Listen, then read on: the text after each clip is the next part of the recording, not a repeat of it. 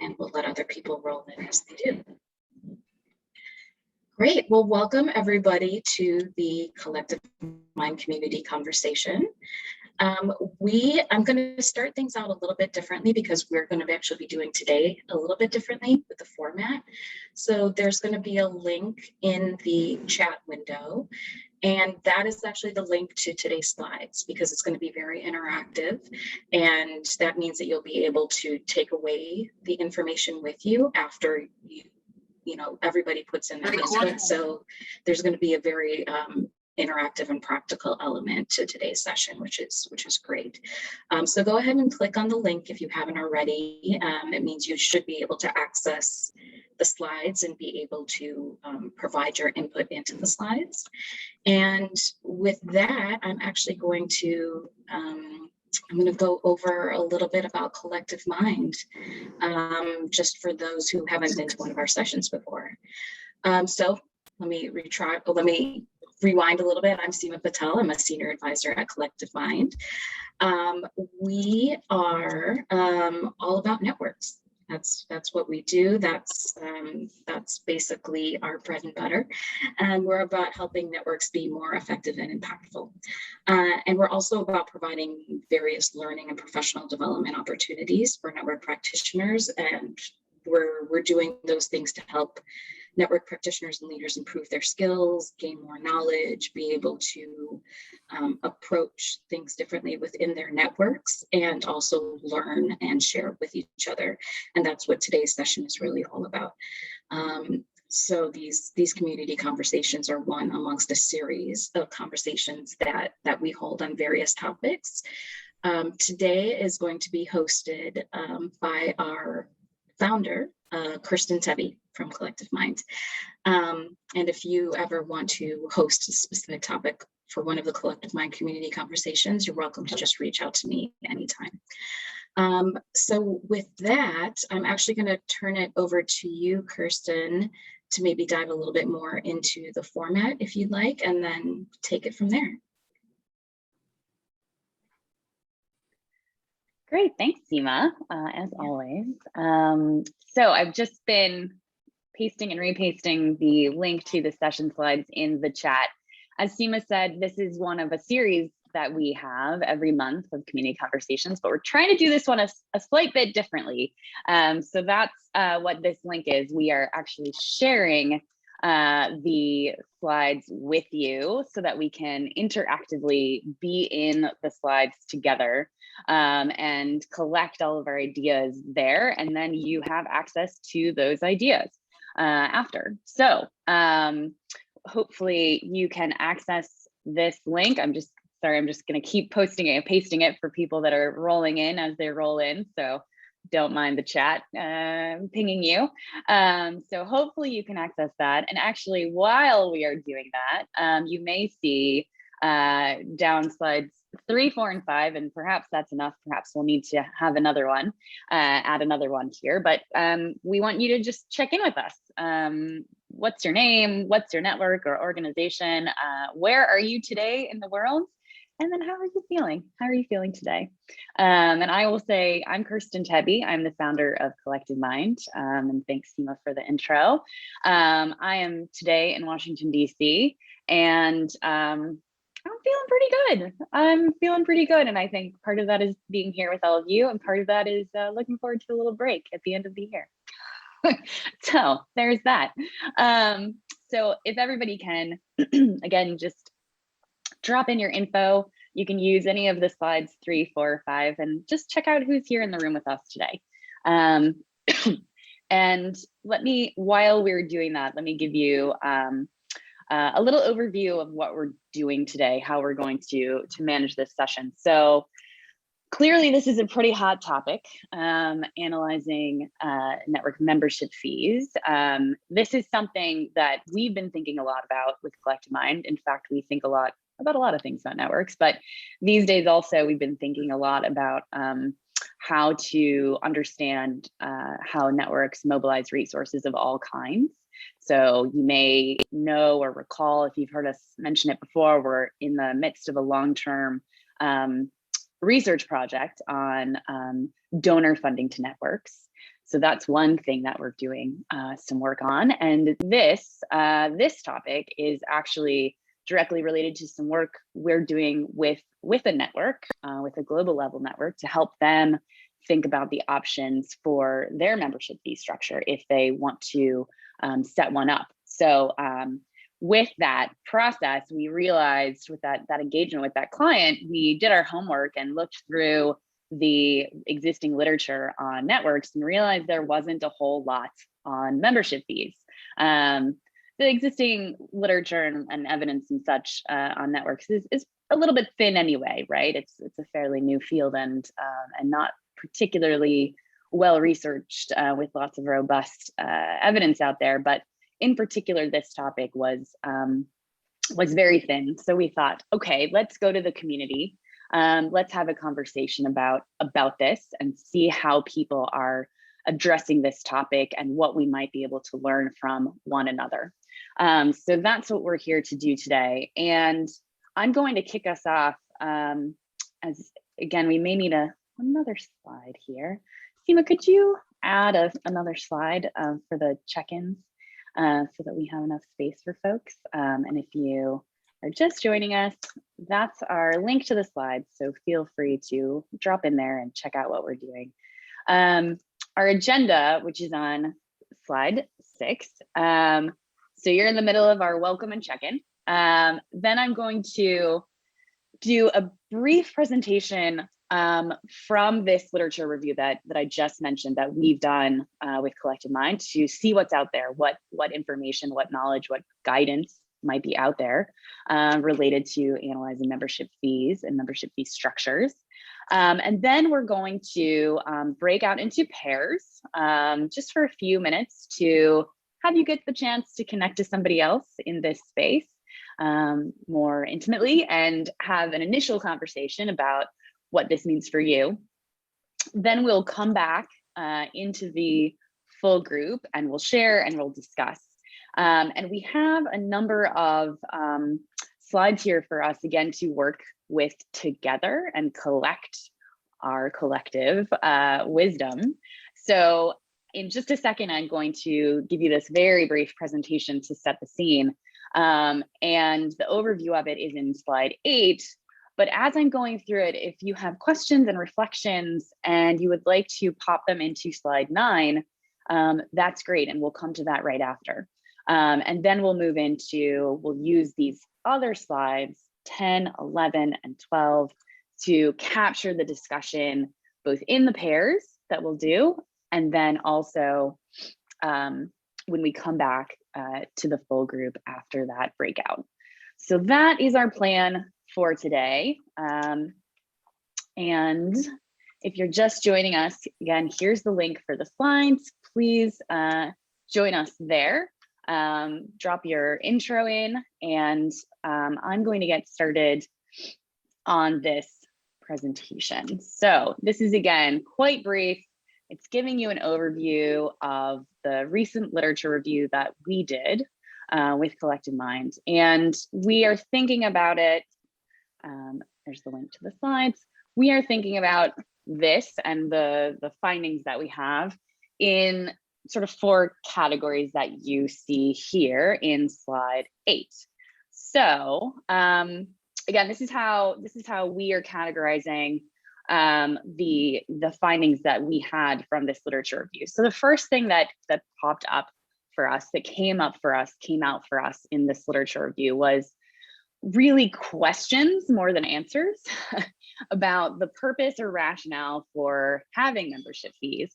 What does that mean for a given network? Why would a given network have membership fees? What would it mean on practical level, which we'll come to in a moment in terms of implications.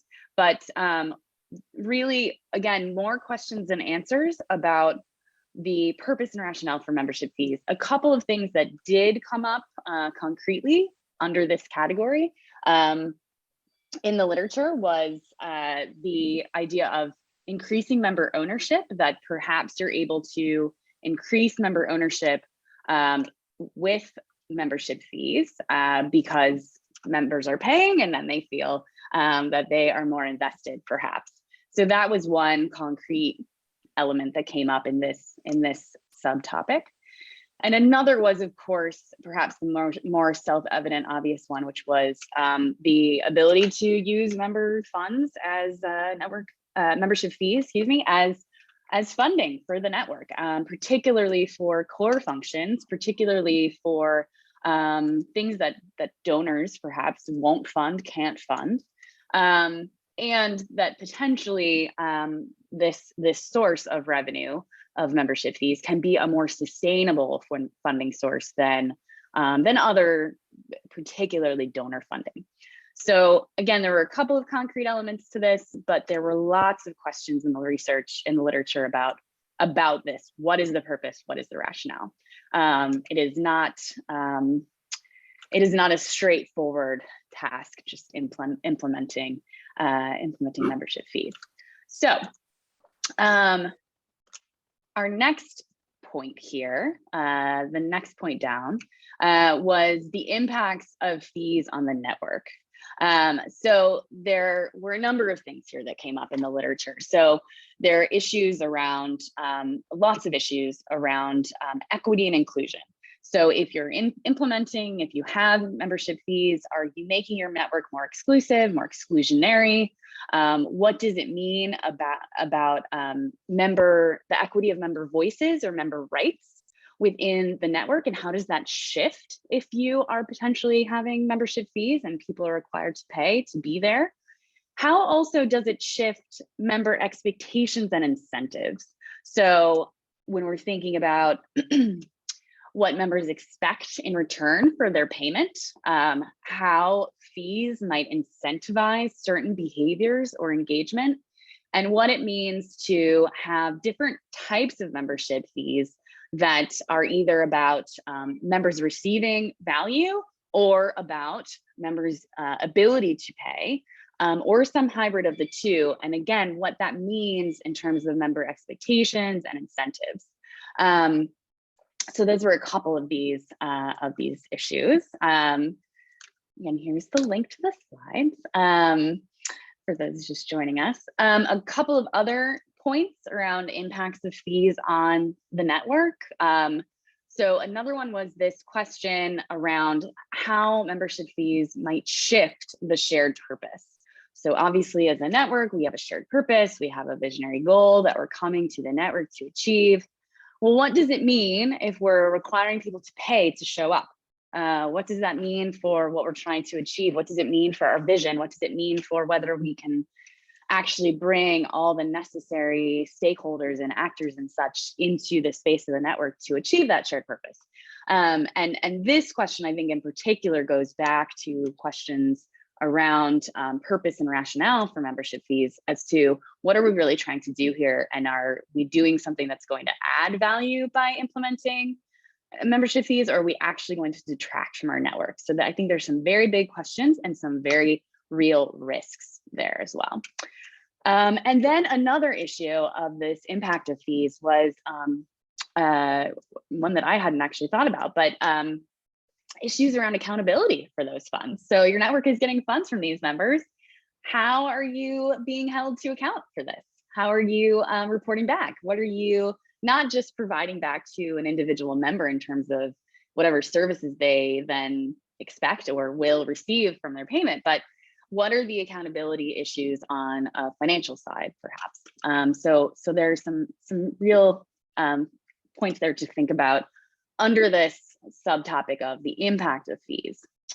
So another sort of sub area of the literature is this subtopic of the connection of membership fees to membership models. So the need to, of course, align our membership fees with our membership model and understanding what that means. So our membership model is, of course, who the members are, how they show up, how open or closed your network is in terms of what you require to join it and be a part of it, what benefits members receive, what contributions they make. So those are elements of the membership model. And of course, when you throw fees into the mix, you have to think about all of these things and what that means, right? So you're trying to align then your member fees, your membership fees, with your member benefits, right? What services or benefits are members actually being charged for if you're charging them for things? And again, what does that mean for your network? What does that mean for your shared purpose, right? Also thinking about how to structure fees to different membership types. So going back to these questions around who can pay, how can they pay, how much can they pay, what does that mean? Do you have a flat fee for all members, or do you potentially have a sliding or a graduated scale, different tiers of membership related to different levels of fees?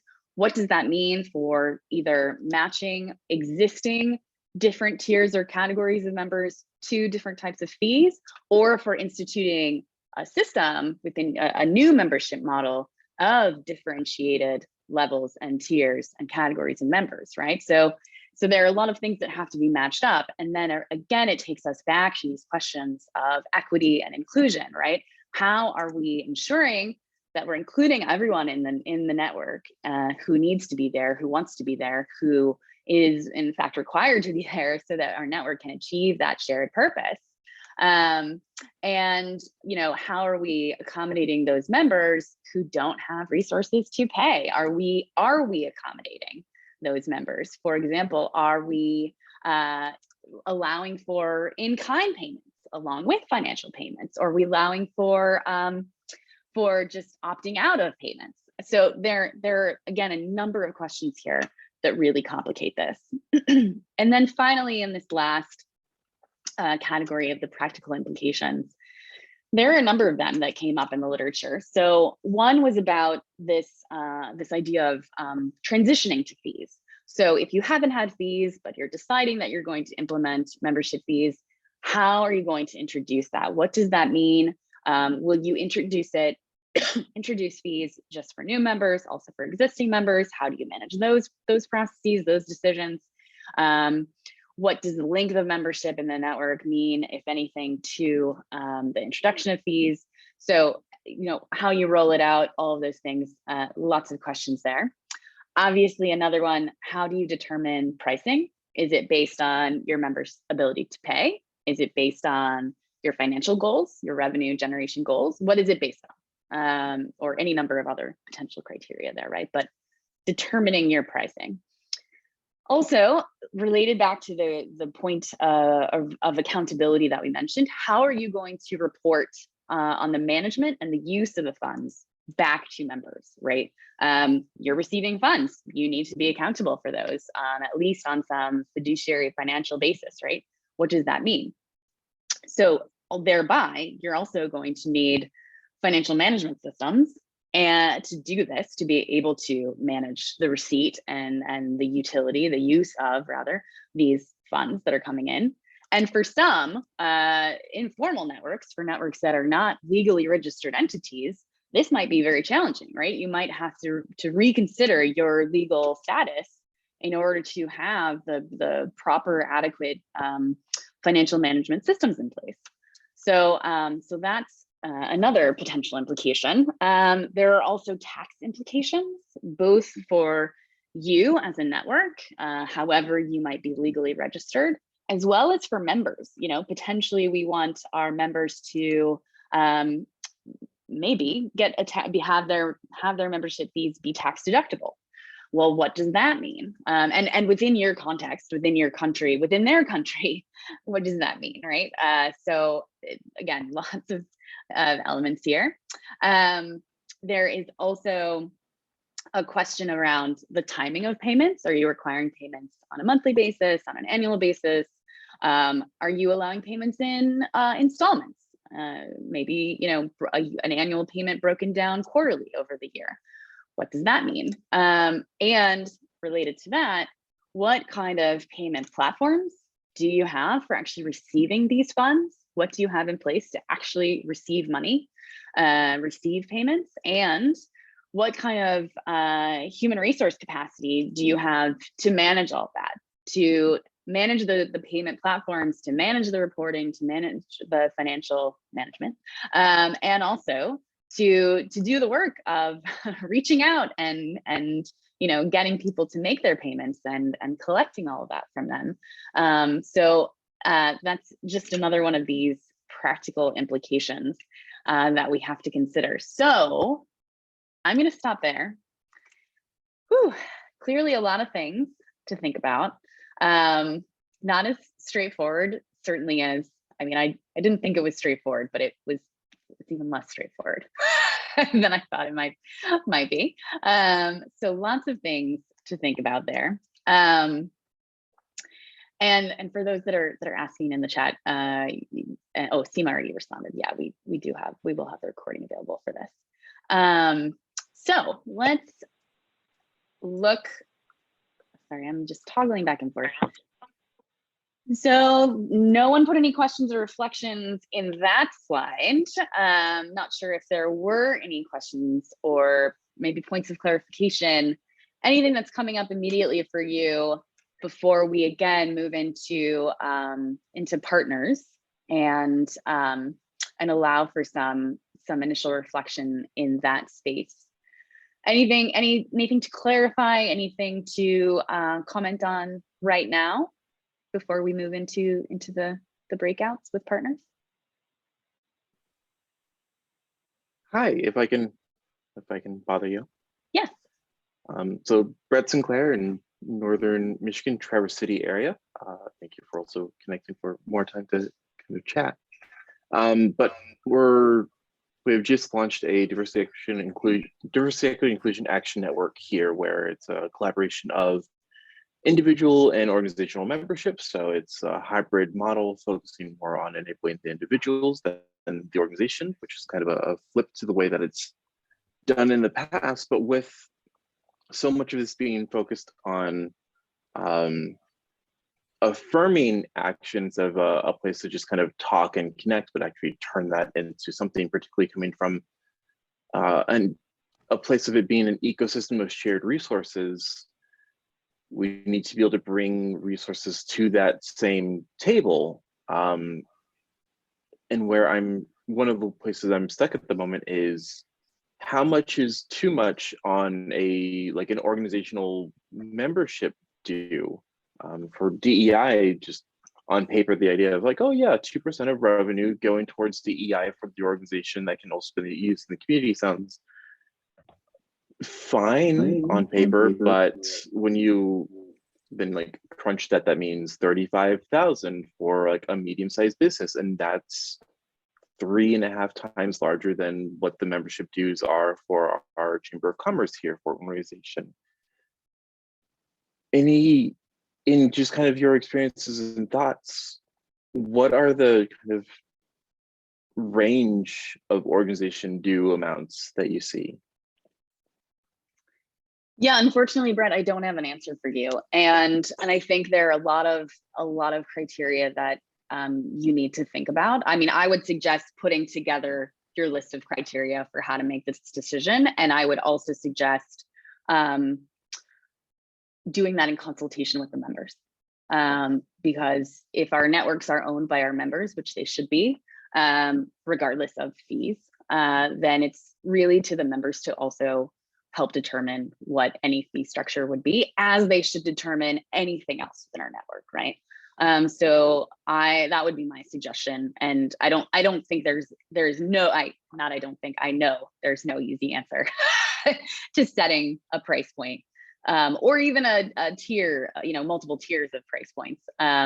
So I think any network has to sort of set what their criteria might be for that, in consultation with their members and understanding what's needed, what's possible, what's feasible, etc.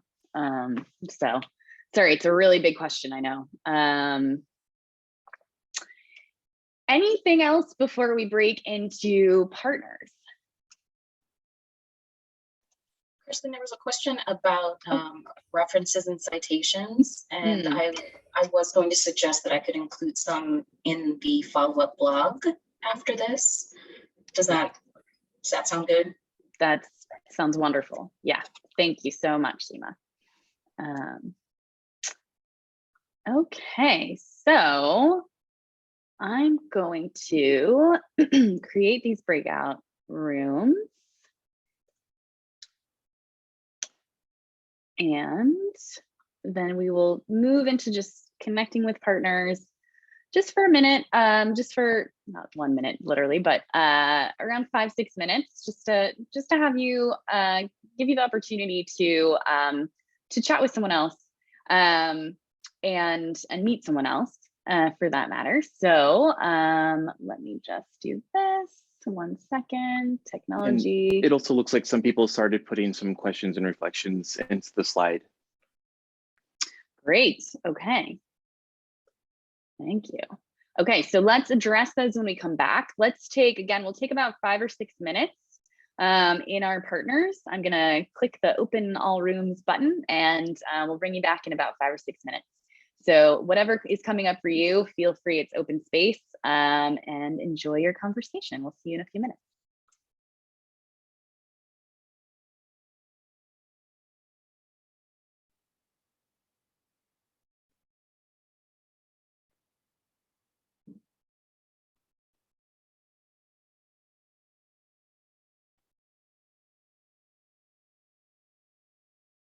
This being a kind of Okay, welcome back. I hope that was fruitful and interesting for everyone. I always think that when people wait to be pushed back from their breakout rooms rather than themselves choosing within that 60-second window, that it's probably a good sign. So I will take it as that, whether or not it is. So welcome back. And just looking in our slides too, there are some comments, some reflections in slide 9, which is great. And what I'd love to do, and I think I'd love to do this also because I think it's helpful for us to be able to capture knowledge ourselves. I'd love to, as we have the remainder of this conversation, to really try to capture our ideas in the slides, 10, 11, and 12.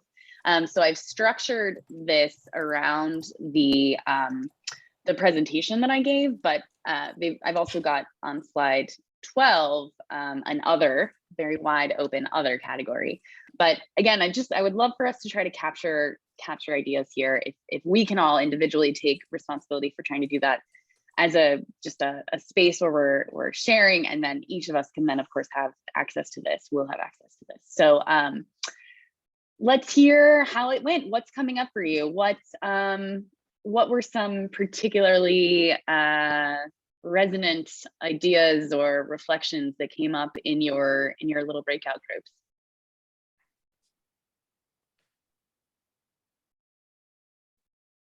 I can jump in. So I was with Michael, who is out in Springfield, Oregon, and working with a particular niche type of network. And what we're both noticing from the way that our networks are designed, that membership dues can't really be like the driving economic factor for our network. And strategically, it might be best for both of us to see it more as a show of need as we go out to other grants and organizations or larger organizations or funding bodies for fees, of saying at the end of the day, like, hey, with our $40 membership fee, we have $2,000 of like skin in the game that our members have put towards this work. But this only gets us so far. Please give less money so we can actually do operations. And their model was looking at about 25 to 50% of the revenue stream comes from membership. I'm probably going to try to shift, at least top of my mind is thinking 10 to 25, but just being strategic with why and how much and whom are you asking for funds. Great, interesting reflection. And Brett, try to capture that maybe in the other slide as well. A little bit of that, I think it's important. Other thoughts and reflections that particularly resonated with folks in the breakouts? And I see that Trish and Galu got to know each other, which is fantastic. I fully support that choice. Other thoughts, other ideas, reflections? what's coming up for you?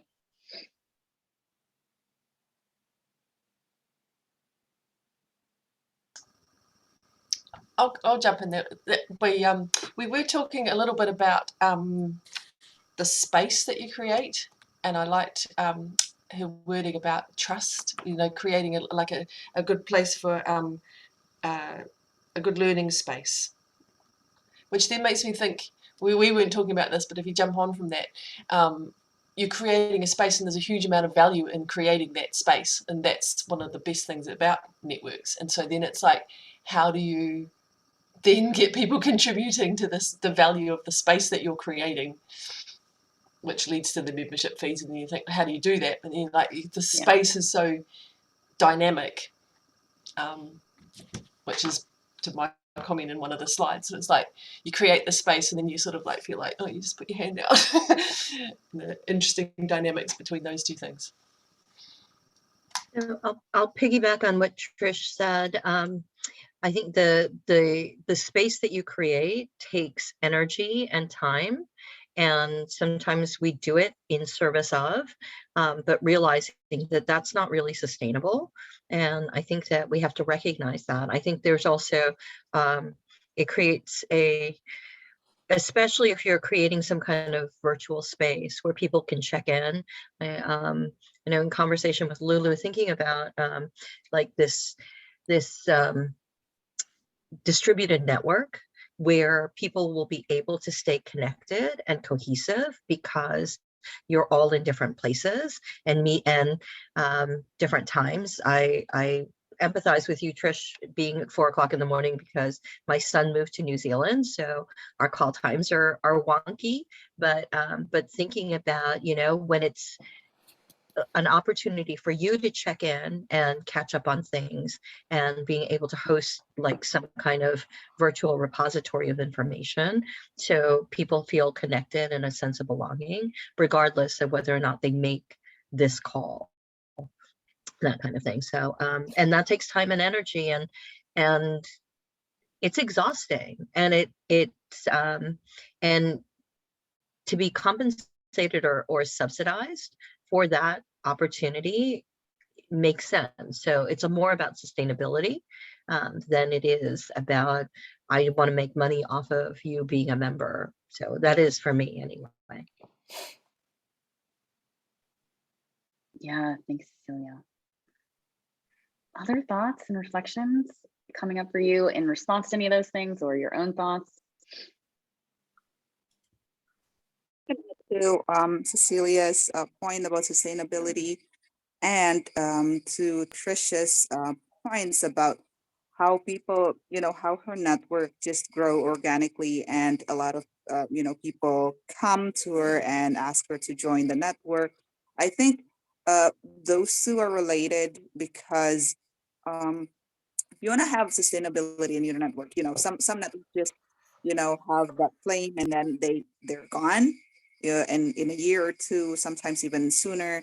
But then when people come to you and they said, you know, Trish said, I said also about space, you know, they feel that that space, that network, they belong there, kind of like having the capital for sustainability, and having those people interested voluntarily might be also a good you know, starting point when you want to have membership fees. Depends on them as you know, of course, but I think that's already one good point to start talking about it. Like my network is still, you know, very, very young. We're not talking about this just yet, probably next year or maybe a year and a half. But the questions that you pose is really relevant, and I think those are the things that I should ask my network members. You know, in a year or two. We haven't had any members yet. You know, like who's the member, who's not. We're still, you know, in that phase. Thanks, Galu. Yeah, Lulu.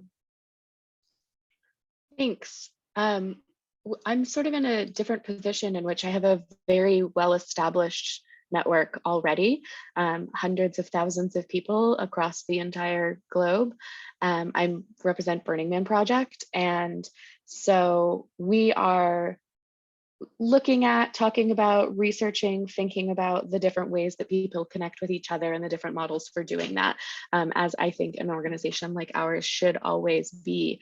And it's one of the things that's been fascinating to me is that we have long held the belief that you are not a member of our community just because you have come to one of our events. You know, being a participant in Black Rock City or at Burning Man does not make you a member of the network. There can be very many other things that make you a member of the network. And by moving away from a per event pricing model to a network-based pricing model, we can actually increase feelings of inclusion with our community versus the people who aren't able to participate in our events in person for one reason or another, be that economics or physical location or, you know, other responsibilities in their world. And we have been thinking a lot about ways in which we could use network structure pricing to increase inclusion and increase diversity, and rather than, you know, restrict people to having to participate in person, be able to really include everyone. And that's been a big part of what we've been looking at for the past couple of years, especially since we have not been able to hold those events for the past couple of years. So I'm interested in looking at how you take these huge communities, these huge networks, and convince them all it's a great idea to switch to change. That sort of change management around that is a big part of what's interesting to me.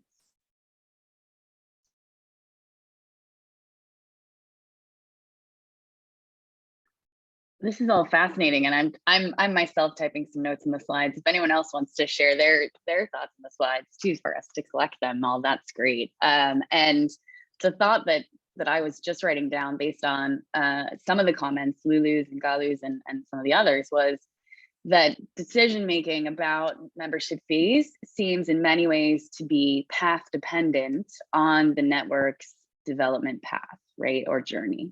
Right, that what Galu is describing of being a new network is very different from what Lulu is describing of being an event-based collective or group or what it might be, and sort of transitioning to something that's more network-based with a feeling of inclusion and belonging within that space, not just based on an event, right?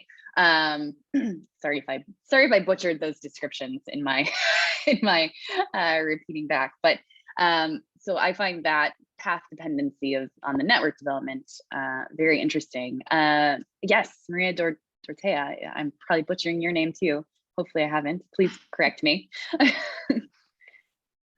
That's fine. It's a bit of a difficult one, so it doesn't matter. But I was just starting to think about it more as like as a thinking fees, maybe thinking like new economy in a way. And if everyone in the network that I'm facilitating put in, like, you know, let's say £10 a month or something like that, what could we actually do then with the money so that we create like a small economy and think about, wait, what do we want to do with this? What do we want to create? Or do we want to learn? So taking those like collective decisions, I think it's like how I'm starting to think about approaching it. If that's useful to anyone else, that's why I wanted to share. I like that approach to it. It also feels very member driven, member owned. Other thoughts?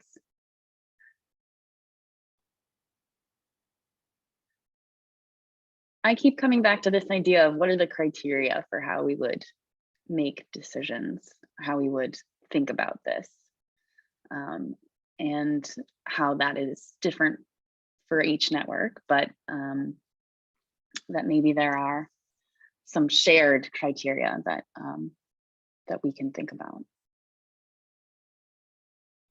I think when you talk about building trust, it's more of a matter of visibility.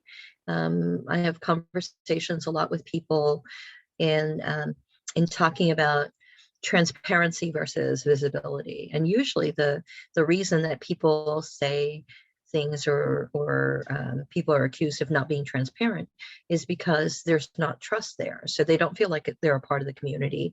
And usually it's around relationship building. So if you build a relationship, then when you ask me a question, I know how to answer the question because I know more about you.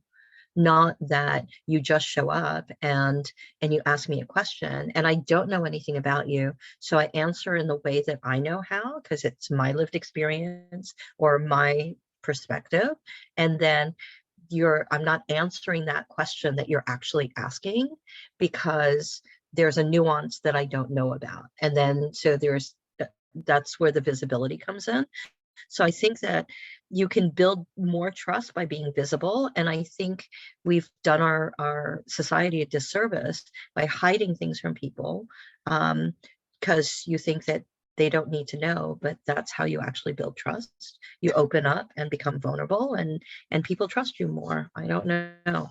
I would imagine that there's a lot of corporate pushback and we can see where that led so far. So there's that.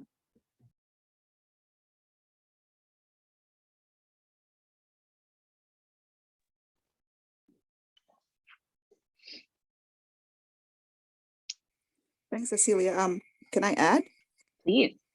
Yeah, talking about the trust, I guess like I put it in the chat box, whether it's one criteria or even prerequisite, I don't know. But it's something about having the membership fees wanted by the members. I guess just 2 days ago, I was warned by one of the senior in the sector of the network that I'm working in is to be cautious for this newly formed network not to become a, you know, an organization of its own. You know, having a secretariat, a strong secretariat is needed, but beware of not being its own independent organization and even stronger organization than its members, which is kind of makes sense because we want it to be the network. We want the network to be a safe space for people, you know, for individual organizations to, you know, feel belong to and not become its own, how do you call it, like exclusive organization that nobody feels, it's not everyone's cup of tea, for example, just say like that. We want this, like people at least say that it should be everyone's cup of tea, something like that.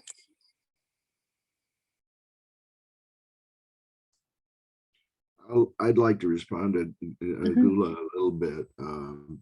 We're a new organization about maybe 2.5 years with some preceding organizations, and it's called the Minnesota Multi-Faith Network.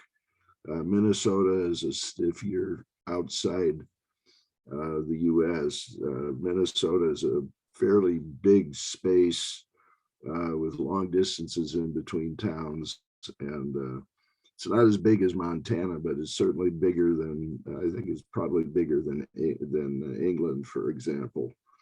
And it's so we want to create a virtual space that's concentrating on the relationship. And the things that Gula mentioned are some of the things that worry us. We do not want to duplicate the other interfaith work that's going on. So we want to concentrate on building relationships and creating an authoritative space where people can show up and interact with each other. And we support programs that other people do, but we're trying really hard not to do programs where other people are doing things. So in other words, it's the old idea of if you're going to play baseball, when you're hitting the ball, you want to hit it where they ain't, so you can make the bases. And so what we've got, we want to have a membership structure that's inclusive and voluntary. And we realize also with what Brett said, it's not sustainable just with fees. Or we've been funded, since we're new to the game, we don't have a lot of organizational funding from foundations and such. And so this particular calendar year, we've been sustained almost entirely by individual contributions, but we know that's not sufficient to go forward. So what Brett was saying about showing participation to our potential funders is really important. And so we want to try to maintain inclusivity and volunteerism. We're trying to sort of model ourselves after the way public radio and public TV raise funds in the United States.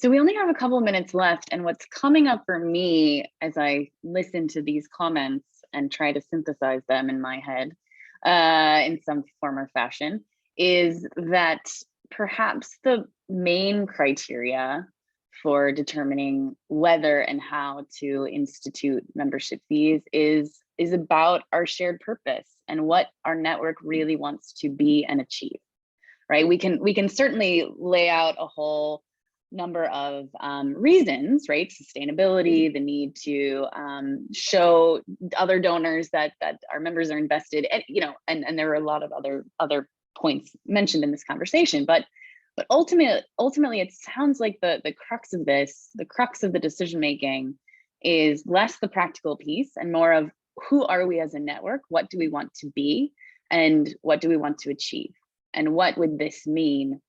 What would any sort of membership fees or structure around that mean for what we want to be and achieve as a network? Does that resonate with folks?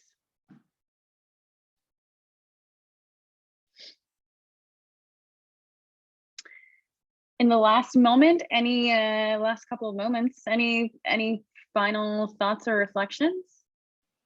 This is Marshall with the, I just wanted to say, yes, what you just described did resonate with me. Like, it's a big thing we're trying to work on as a network, or like with my board, I'm trying to have that discussion of like, okay, in a bigger scheme of things, like connect this to the mission. What are we trying to do here? And then we're not even getting to the point where it's like, okay, how do we check with our members that this is connected to the mission that they think we have as an organization? Because we spend so much time, like we're not even there yet. And we don't know how to manage that conversation very closely. So what you described really resonates well. Thanks. Yeah, thanks, Marshall. I'm like the doggy in the background. Any final words before we close this out? I just wanted to say, sorry, I don't know if someone else is speaking. Go ahead, Denise. And then okay, yes. Yeah, I had a really nice conversation with Ali. We didn't get into the deep details, but I just wanted to say I really enjoyed the session and the way you facilitated it. Neither of us were ready to be on camera during our conversation, but we had a great conversation. But where I am, and I'm thinking some people are, and why I found this helpful, is we're actually trying to just decide our membership structure, let alone fees. So it's very helpful. And just to echo what Marshall said, what I'm finding, it's coming down to what is the purpose of our network? And then from there, what do fees add or take away? And the other thing that we were told when we were thinking about even fees is our legal obligation. Like once we do take the fees, not just the practical obligations, how does that shift the power balance? So those are important things to think about. So I don't even know if we will charge fees, but I'm going to contact Ali again through email just to think about how she came up with her structure. So I did find it helpful for that, even though I didn't have a lot to contribute, and just wanted to express my thanks. That's great. And I'm also so glad you made a connection. Galu, did you want to share a final word? Thanks, Kristen, for the opportunity. I was just saying that I also enjoyed your session. This is my second time joining your session. I enjoyed a lot. Connecting with people working on network in various space sectors. It's very amazing. And if you have a get together or another discussion, I'd be really happy to join that. This amazing community. Thanks, Galu. This has been a pleasure. I love this conversation. I hope you enjoyed this. For those that have been to these sessions before, I hope you enjoyed the new format with the sharing of the Google Slides and ability to capture information that then we can all reference back to. So do feel free to do that. You will see also on slide 13 some points around upcoming things. We're always doing things here with Collective Mind. And after a little break at the end of the year, we'll be back in January for our regular monthly Networks 101 and Network Management 101 if you haven't joined those before. And also community conversations. We're actually going to have 2 on goal setting. So we'll work through a process to reflect and set goals for the new year for yourself and your network. Happy to have you for that. And otherwise, thank you for being here. The recording and a summary blog will be available in early January. Check out our newsletter always, where we share all the information about all these things every Wednesday. And just have a lovely rest of the year, and Happy New Year, everybody. Happy holidays. Get some rest and take care of yourselves. Happy holidays. Thanks. Bye. Thank you.